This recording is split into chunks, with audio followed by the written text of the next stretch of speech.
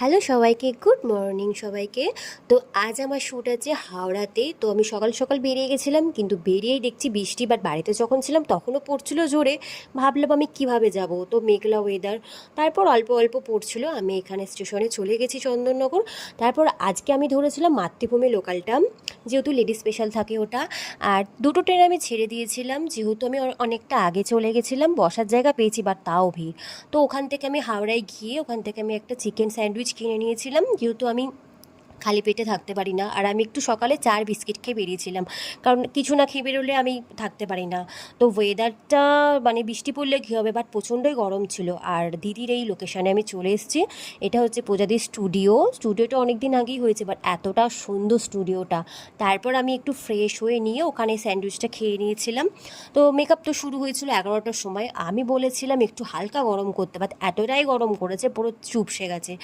যাই হোক, তারপর খেটে ওখানে আমি মেকআপ আমার শুরু হয়ে গেছিলো। এখানে আমার আই মেকআপ কমপ্লিট। তার আগে কোনো ক্লিপস নিতে পারিনি, যেহেতু মেকআপ করতে করতে এত ভিডিও নেওয়া যায় না। তো বাড়ি থেকে রুটি এনেছিলাম, খেয়ে নিয়েছিলাম।